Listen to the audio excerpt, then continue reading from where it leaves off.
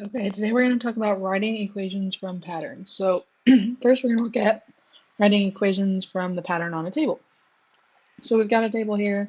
We know that x, we've picked negative 1, 0, 1, 2, 3, and then it shows us what we get for y after the pattern is completed. So what we're first going to do is think about what happens every time to get from x to y.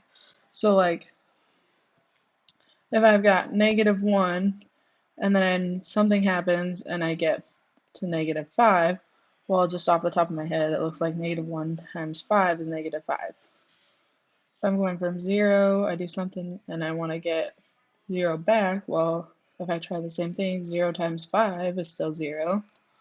Let's try it with the next one. 1 times 5 gets us to 5, so that's good.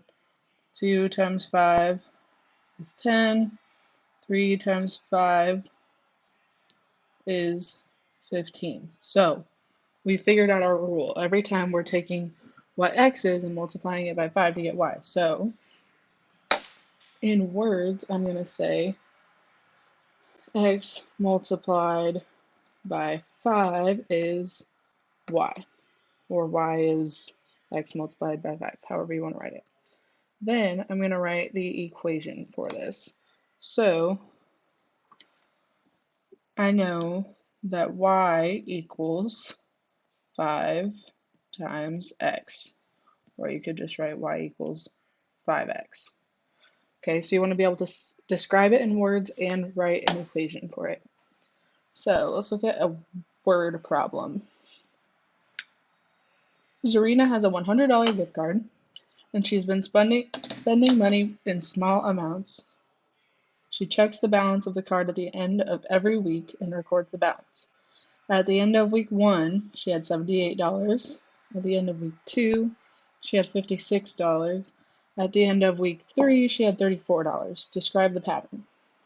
Okay, so right away, I'm just going to write these down. Week 1, we went down to 78. 2 was 56. 3 was $34. So it's going down. So going down makes me think of subtracting. So I'm going to try that. If she started with $100, and at the end of week 2 she had $78 left, that means she spent $22. Then if she had $78 and at the end of week 2 she had $56 left, that means she spent $22 that week.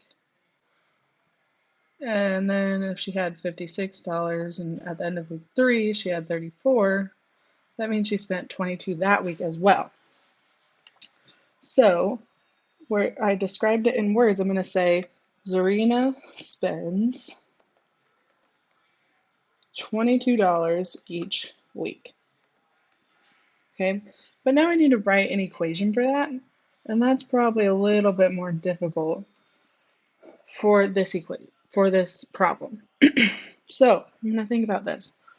What's a set number that we know happens every time? Well, we know she spends $22 per week. We know she started with $100. If I want to figure out how much she spends any week, well, $22 per week, so each week it's gonna be more money. So like think about this. If we wanted to figure out how much money she spent in, or how much money she had left at the end of week 4, we could take 22 times 4 because she had 4 weeks to spend $22 each, so that's 88, and subtract that from 100. So at the end of week 4, she'd have $22 left. Well, so I took the money times the week to figure out how much she spent so far. So let's say I take the $22 a week times the week, the number of weeks. Well, then I subtracted that from 100 because she started with 100, so that doesn't change either.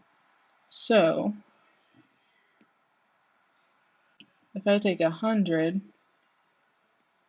minus 22 times the number of weeks it's been, that will give us the answer to how much money she has left.